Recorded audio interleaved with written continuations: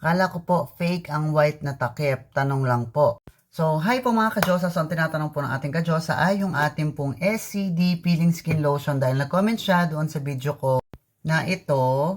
So, ayan. Kung makikita nyo, clear yung cup nung hawak ko na SCD Peeling Skin Lotion. But as you can see mga ka-Diyosa ay ito po mga video na ito na ginawa ko pa noon para sa aking YouTube channel ay 2022 pa po. Ngayon po ay 2024 na.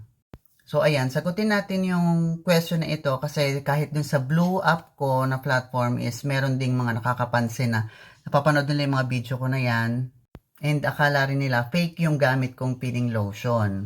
Well, mga ka-Diyosa, again, SCD Peeling Skin Lotion user ako since 2018 pa. So, naabutan ko po yung pabago-bagong packaging or ng bottle ni SCD Peeling Skin Lotion. So, ayan, para po sa mga bago, isa-share ko sa inyo, ano ba yung mga itsura nito noon.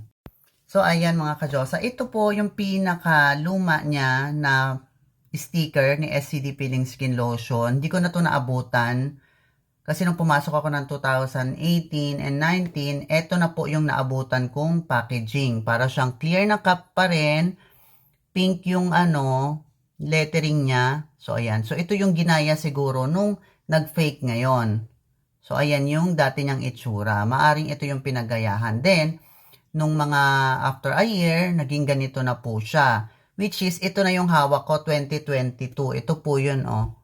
Parang, di ba dati pink siya, yung mga lettering niya. Ngayon po, pink pa rin siya, pero para na siyang yung makintab, ayan o. Pero, clear pa rin po yung takip niya. Kaya yan po yung nakikita yung sa mga videos ko to 2022 to 2023. So, ayan po yon.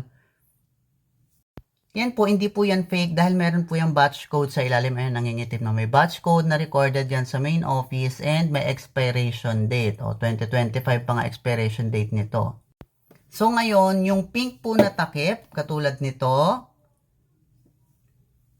ayan, meron na rin tayong 50 ml na pink ang takip at itong 30 grams natin. So, ayan, original po yan lahat. Lahat yan ay merong batch code and expiration date. So, ayan.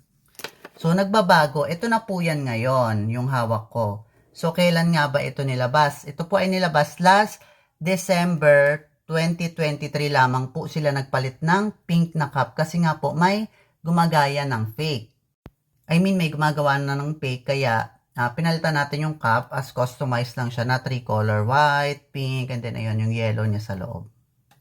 Which is kung mapapansin nyo is yung kulay nung ating logo. Ayan o, pink, yellow, and then may white siya. So ayan, update ko na kayo hanggat maaga pa. Meron tayong bagong parating na packaging again ni SCD Peeling Lotion. Baka may makakita na naman na ito yung huling gamit ko sa mga video ko. As of now, 2024, ito po yung packaging natin. Okay, ito yon. Ngayon, ito po meron po tayong bagong ilalabas which is nandun na po si Miss Lobby po. So, ayan yung nasa gitna na yan. So, hindi pa naman ina-announce kung kailan pa yan ilo-launch, I mean. So, ayan, pending pa siya.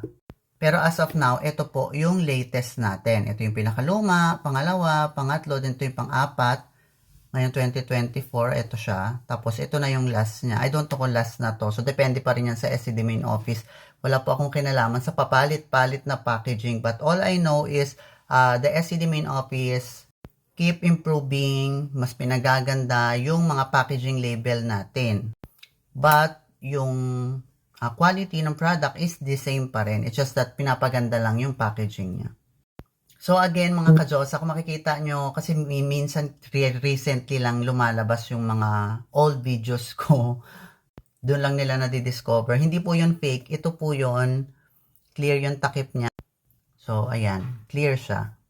Kasi nung last time na nag-peel ako ay December 2023 pa din.